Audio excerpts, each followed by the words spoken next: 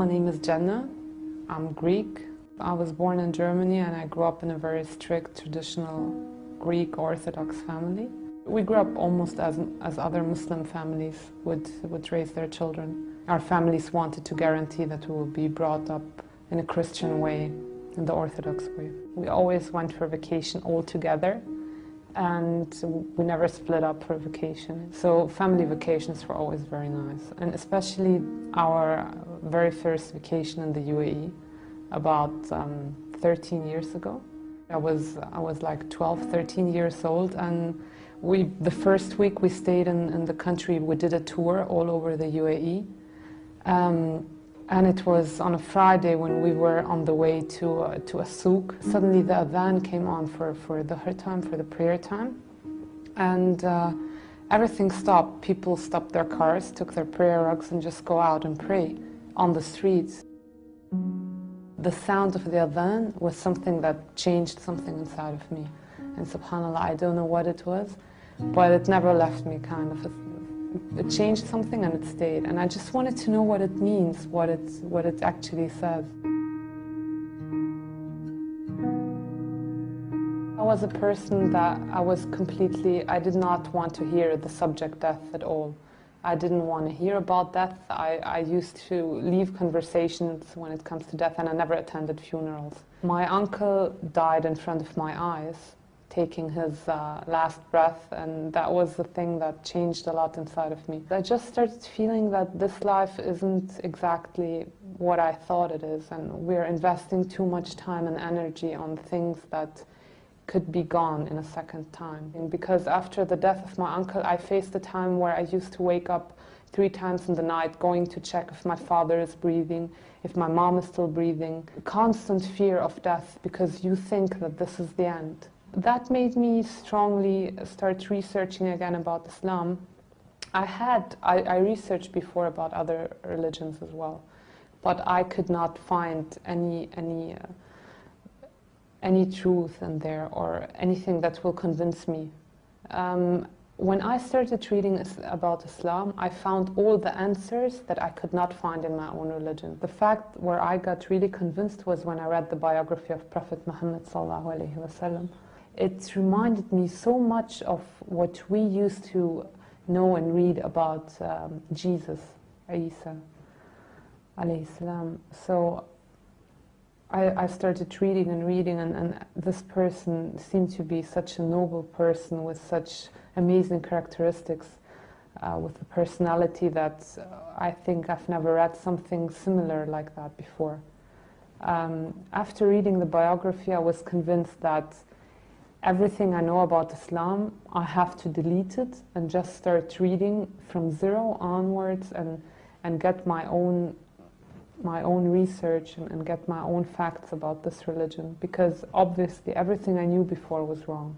It didn't take a long time to find out that Islam is the truth and that there can't be any other religion in the world than this. Although I got convinced about Islam, I was scared to say the Shahada. I was like, yeah, it's the right thing. I might, take this logic and this way of life inside of me, but I won't ever be able to accept Islam because of my parents and my family. I knew that they will never accept it, and that if they would ever get to know something like that, my life would change dramatically. So I met a girl in Germany. She's from Egypt. Her name is Noha. She helped me a lot because I met her right when I started praying to find the truth, to get more courage in what I'm doing. We got to know each other. We talked about Islam. She started explaining everything to me, all the questions that I had, because I was convinced. I knew it's the truth. I knew my religion is wrong, and that I couldn't live like that. After meeting Noha, I think 1 or 1.5 months later, I took my Shahada in Germany, in the student dorms.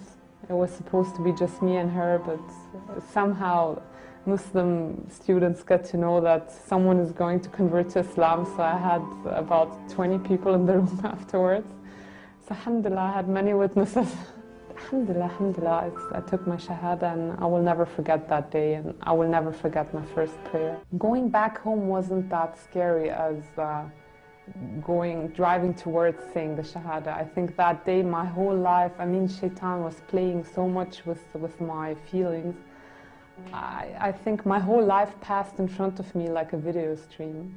I was seeing icons. I was even thinking, but that's now haram because my parents, they spent so much money for the party of my baptism, you know, that's the whole party. I was thinking really weird things, I don't know. So yeah, after taking my Shahada, I was completely calm. I think I never slept that well as that night. Alhamdulillah. And then what I remember very well was the first morning, because I woke up and I know I have to pray Fajr. And I don't know where to pray Fajr because my family's in the house. No one knows I'm a Muslim. And now I have to hide somewhere. Obviously, I can't hide in the bathroom to pray. My room is not, it's just a loft, so I can lock a door. So I went down the basement and I prayed in my father's gym room. And I could hear him, I was praying. And although in prayer, especially after I took my Shahada, my prayer was like, you could enjoy every second. It used to take half an hour for me to finish one prayer. Although I didn't even know how to say all the words right. But I could hear my dad's footsteps coming down. I know the door is locked, but I was like, what if he wants to come in? What would I do? What should I do with the prayer rug, with the abaya? I was scared so much. And this hiding for the prayer was kind of stressful sometimes because you had to keep in the time. But alhamdulillah, it was an amazing period of time. Right after my Shahada, it was a very nice time. These 6 months where my family didn't know, and I had all the time to improve my knowledge about Islam because I knew that the time will come where my parents know and the questions will start. 6 months later, my family kind of figured that something has changed. My mother found a week or two later that she found my abaya and my prayer rug, and she was completely convinced that I had converted to Islam. They hoped while taking me to Greece and I won't have my friends there anymore and I might forget about Islam and they will be able to get me back.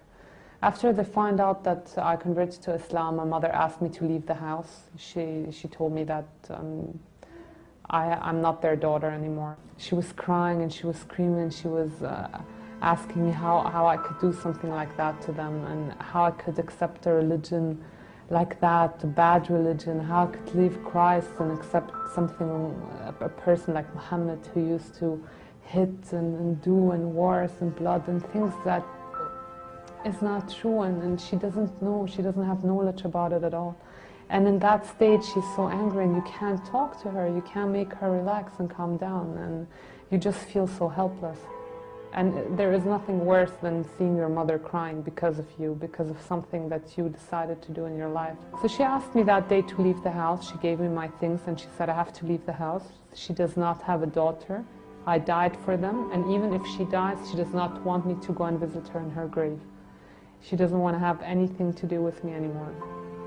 After all that, I still stayed for about 5 months in Greece, and I tried everything I could with my family in order to make them accept my conversion. For 5 months I had everyday humiliation. One thing I still don't understand is where I got all the strength and all that sabr to go through that time. I mean, every night I used to pray and just cry and pray for strength to face the next day. I had, subhanAllah, during that time, my first Ramadan. My first Ramadan I had to spend it all by myself in Greece while having my family bombarding me with insulting Prophet Muhammad, insulting the religion of Islam, insulting me.